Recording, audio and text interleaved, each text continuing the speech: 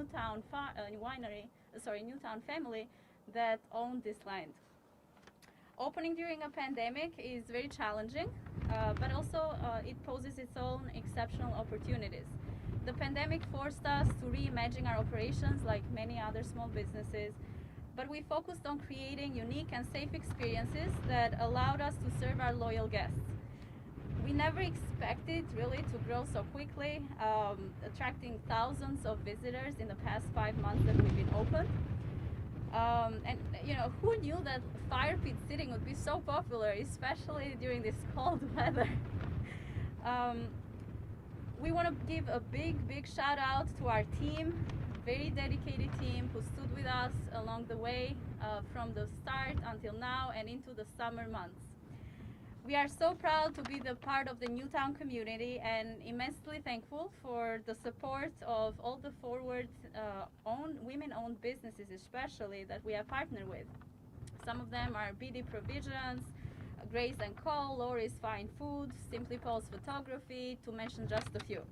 By collaborating with our gastronomy, art, and wellness partners, we're enabling our corner of Fairfield County to thrive and grow. With spring around the corner, we are offering a variety of experiences that include both virtual and personal elements while prioritizing the health and safety of everyone involved. We are very thrilled to announce that we are hosting 2 outdoor exhibitions and installations curated by the Cultural Alliance of Western Connecticut that will further establish Aquila's Nest Vineyards as a thought-provoking, family-owned destination. I hope you leave here inspired by the ideas you've heard and seen all around the corners of our winery and the people you meet. Thank you and cheers.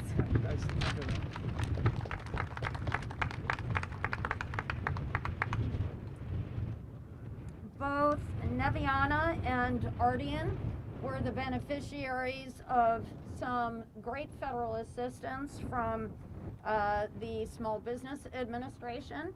And it's my honor and pleasure to introduce our great United States Senator Richard Blumenthal.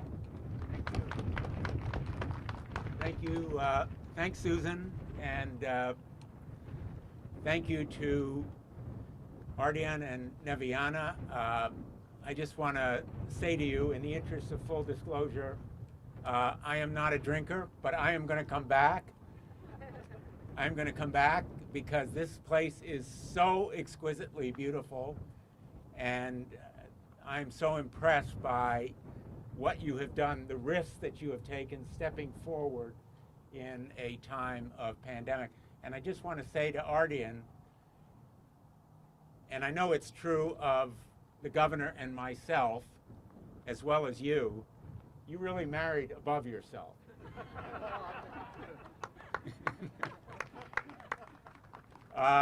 Neviana speaks 6 languages and she has a degree in software engineering.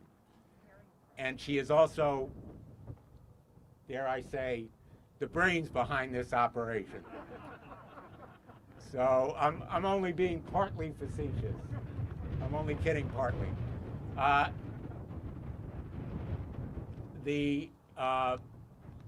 This enterprise did receive federal assistance.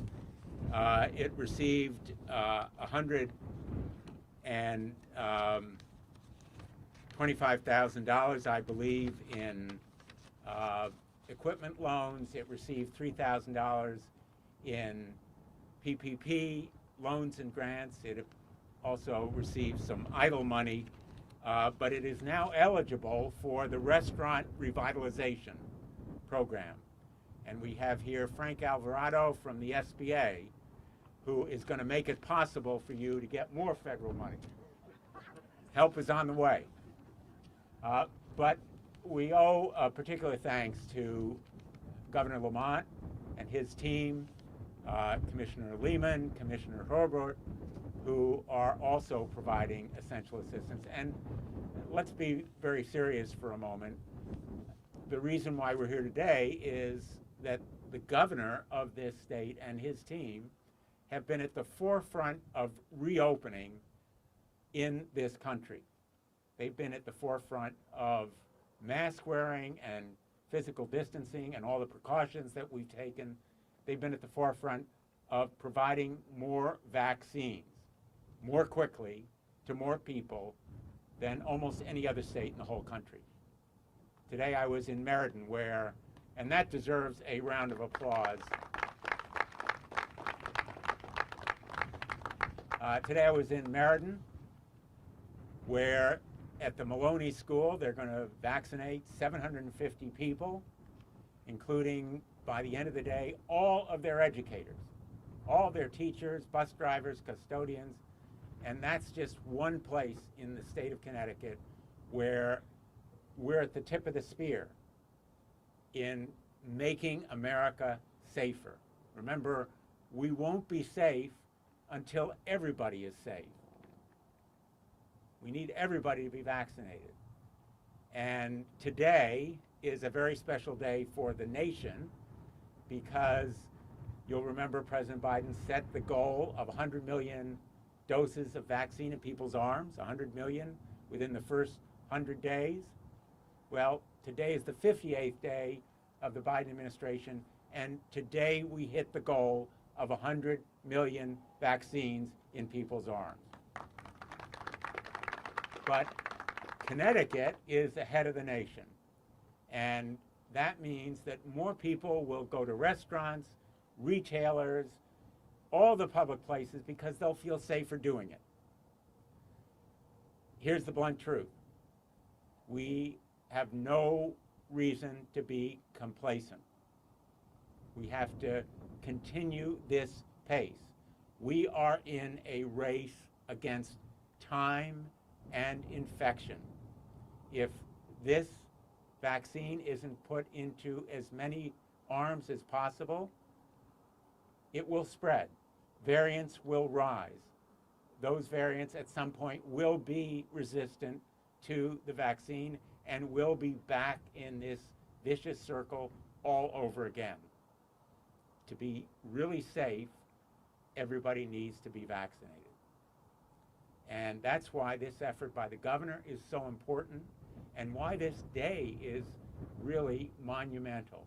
The reopening is enormously encouraging. It's a bright spot in the midst of a lot of sadness and grief and justifiable anger in many places because of what we've seen in Georgia just in the last day or so. But it's a bright spot in the midst also of a year of unimaginable hardship and heartbreak where spring really is coming. I sense the warmth. I feel the sun. And it is a day really to celebrate a wonderful family opening a fantastic new public place where people are going to have a lot of fun and celebrate a lot of family occasions where the happiness and warmth of those days will be felt by many people. So to Ardian and Neviana, congratulations.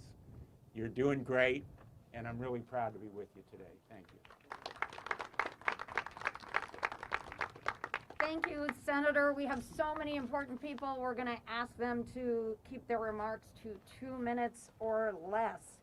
And it is next my great pleasure to introduce our Commissioner of our Department of Economic and Community Development, who's been the czar of all of our state economic assistance programs, David Lamont. Thank you for joining us, Commissioner. Lieutenant Governor, thank you very much. I'll be brief. I do not want to be the reason everyone freezes out here. But Artie and Neviana, this is truly very impressive. Unlike Senator Blumenthal, I do drink wine, and I look forward to purchasing a few bottles after we're done. Just very quickly, as the Senator said, spring is here. It doesn't feel like it today, but this weekend's going to be 60. We're reopening the state today. The vaccine is the key to fully reopening our economy, and Connecticut's been doing great on that. We need to keep our pedal to the metal here. And seeing small businesses like this one that have been opening, that have been resilient, that have been working with other small businesses, that's really a testament to what Connecticut is and how resilient our businesses have become. And the quicker we can get the vaccines going, the quicker the economy is going to be fully open. So thank you very much for having me here today. It's really great to see it, and look forward to spring. Thank you, Lieutenant Governor. Thank you. Thank you. And now this is a farm winery, and I am very pleased to bring up our Commissioner of Agriculture, Brian Hurlbert. Thank you, Lieutenant Governor. And what a great day. Actually, spring is tomorrow. And so what a great day to celebrate today with a farm winery visit, the reopening of a lot of the provisions for our economy. When I'm out and about, I talk about in Connecticut agriculture, entrepreneurs and innovators. And we have that here. Entrepreneurs starting new businesses amongst really challenging times. Innovators partnering with new businesses and other business partners in the community to make sure they can be successful. And as Commissioner Lamont said, resilience. The fact that they started this during COVID-19, stuck with it, and made sure that it was a COVID responsible place for people to gather, to enjoy, to celebrate the good times we do have throughout all of the pandemic is really remarkable. So congratulations, thank you for having us here today. And I'm just really excited that we'll be starting to do a lot more of these events and be doing them across the state with a lot more agricultural businesses as spring starts. Thank you, Lieutenant Governor. Thank you. Commissioner, thank you so much. I'd now like to bring up our Office of Tourism Representative, Rosemary Bove. Rosemary. Thank you. I'll make this very brief. I'm here on behalf of Randy Fiveash, our Director of the Office of Tourism.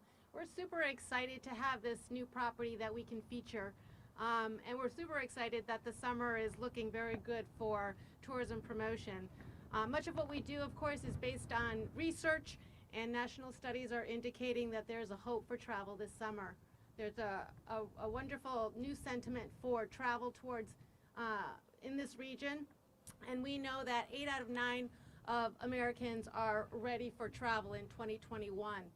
So with our own studies, we've learned that 81% are not necessarily wanting to go beyond 100 miles, but this actually positions Connecticut with great opportunities to reach the New York, Massachusetts, and Connecticut markets. Oops, there go my notes. Excuse me. There's even as this is great for you in that we're learning that 63 of those that we surveyed also are interested and very comfortable in participating in outdoor activities such as vineyards, festivals, outdoor performances, and fairs, and so forth. So our focus at the Office of Tourism is to drive revenue for businesses that are opened in Connecticut with the sensitivity, of course, of health concerns.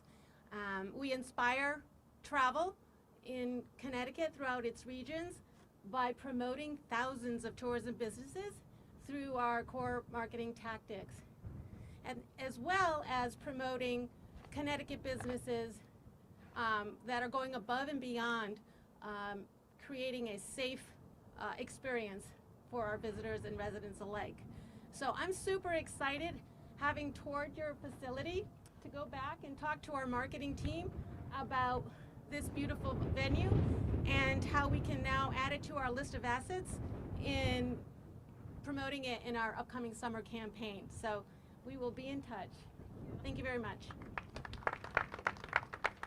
Thank you, Rosemary. And I'll say that we are seeing a bipartisan spirit when it comes to supporting wine. So I'm going to bring up State Representative Raheb Ali Brennan and State Representative Mitch Bolinsky together to say a couple of words. Thank you.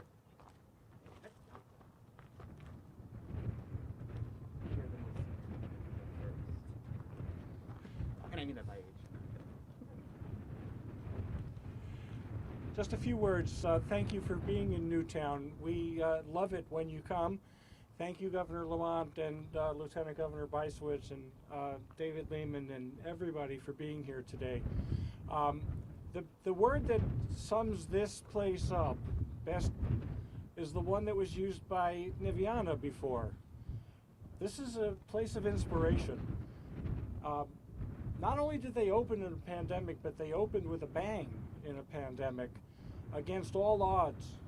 And they have fit into this community in such a magnificent way that everybody really needs to just look around and see that this facility is what Newtown is about. It's about resiliency, it's about neighbors, it's about kindness, it's about excitement.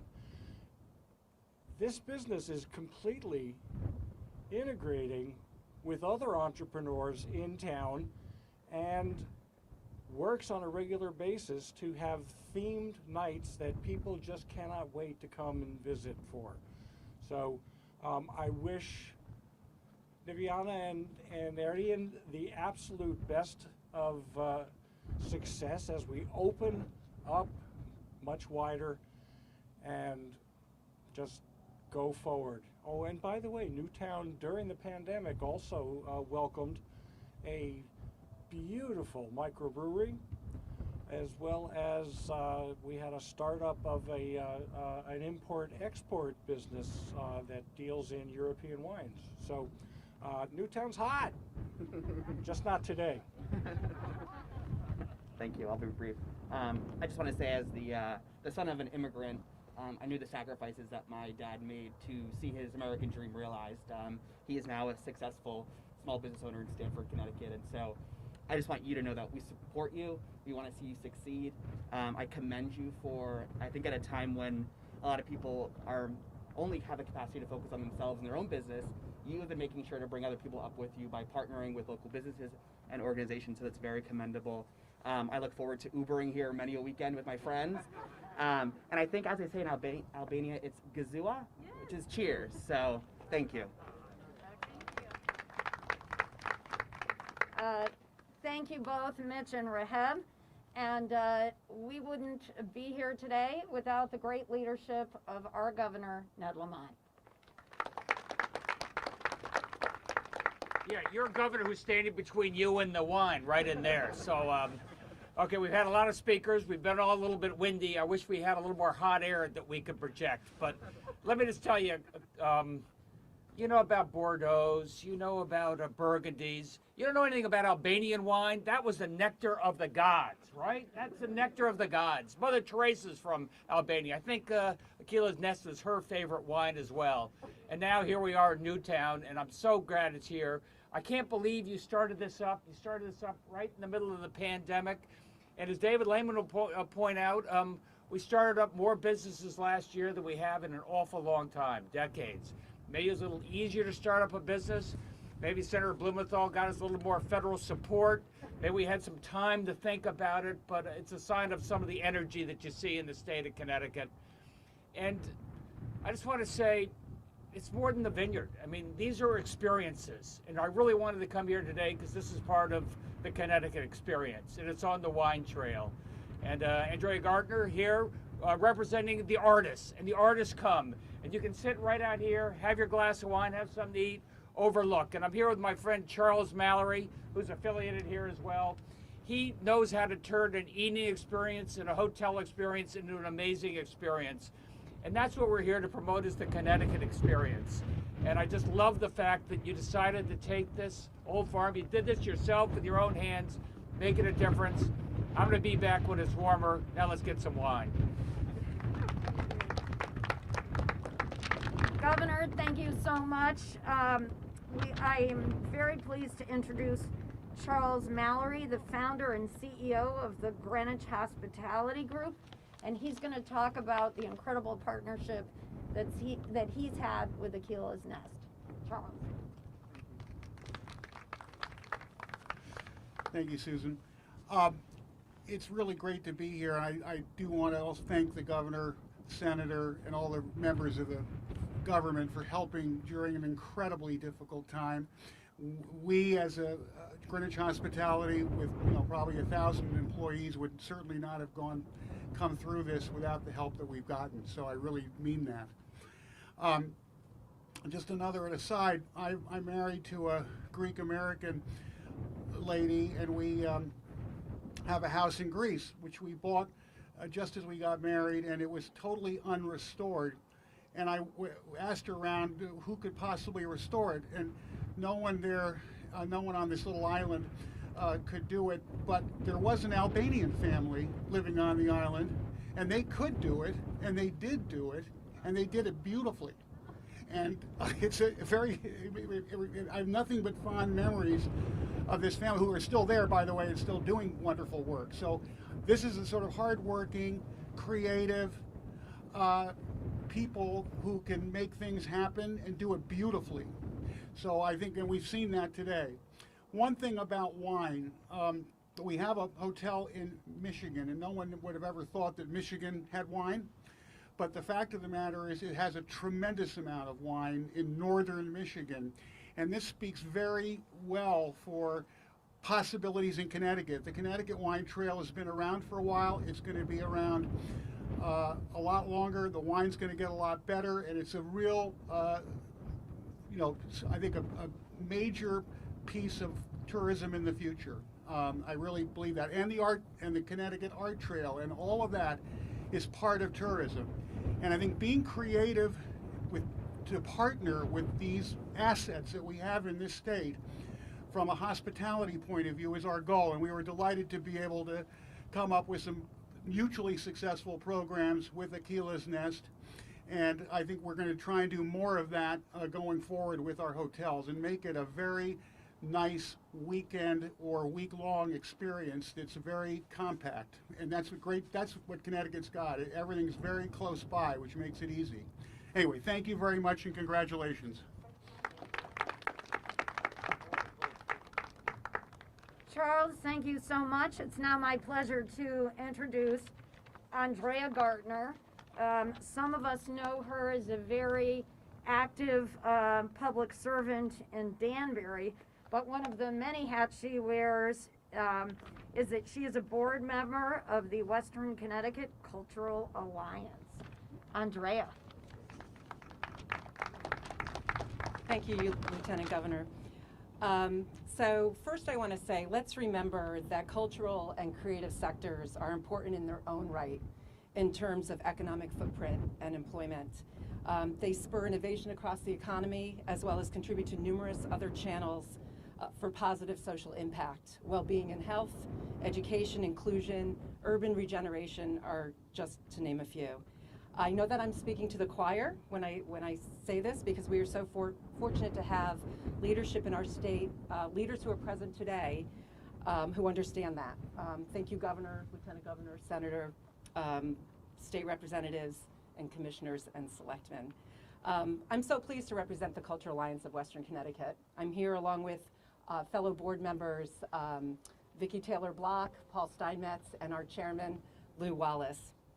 I also have the great honor of being the liaison for the organization for this project, along with artist and curator Amy Salerno, who could not make it today.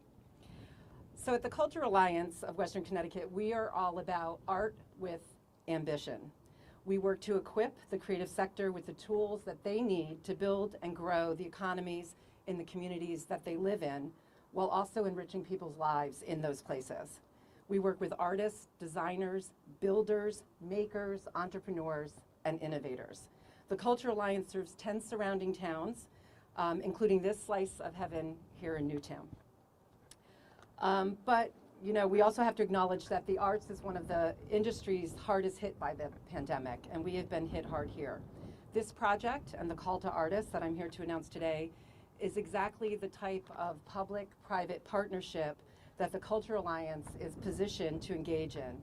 It is the type of project we need now as we crawl out of our collective COVID experiences. We'll be working hard this year to elevate just these kinds of initiatives brought on by the pandemic, and initiatives that are emblematic of the optimism ahead. I truly believe that art will strengthen us and make us more resilient. And that's because art is work for so many people, it is a destination, and it brings us together. Just like we're here today, it's such a wonderful crowd. I'm happy to officially announce the Cultural Alliance of Western Connecticut has partnered with Aquila's Nest Vineyards of Newtown to present an outdoor art show inspired by the world of birds. Artists from Connecticut and New York are asked to submit proposals for 2 exhibits, Nesting, which will run from June to September, and Migration, running September to November. The exhibitions are expected to be the first of many accessible art projects that will take advantage of the beautiful scenery. around here. Submissions are open to artists 18 or older in Western Connecticut and the New York counties of Dutchess, Ulster, Putnam, and Westchester. So we're asking that works are three-dimensional or an assembly of work no less than 10 cubic feet. They have to be of original design, offered for sale, and durable to the elements.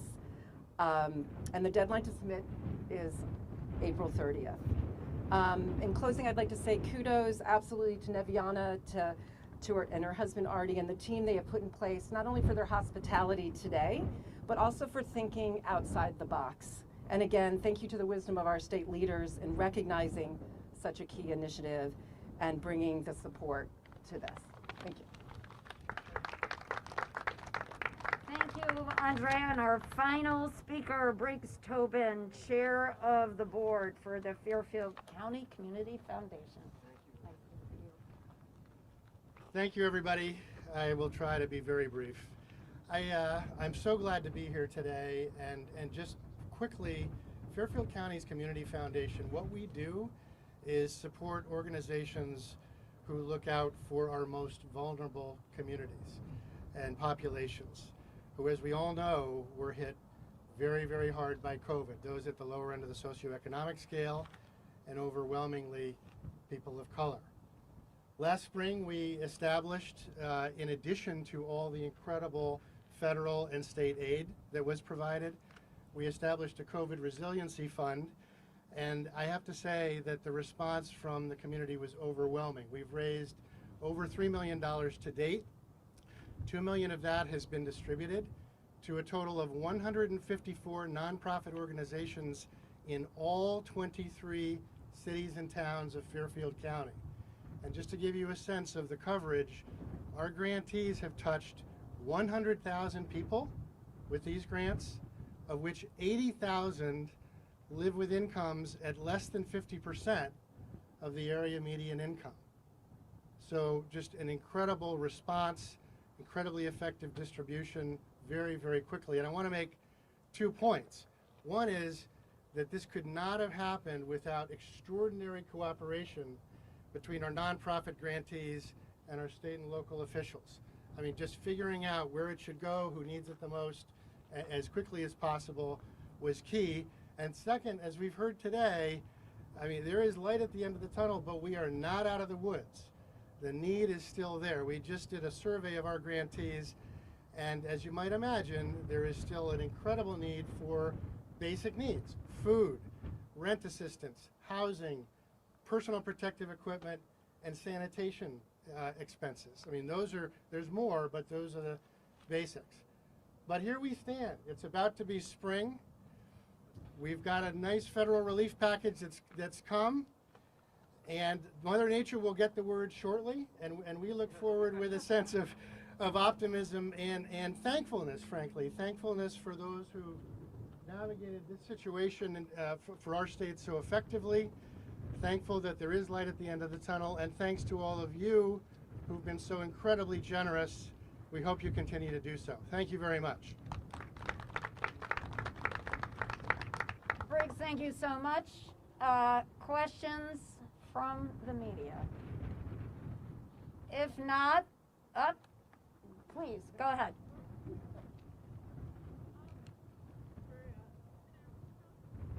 Senator Blumenthal.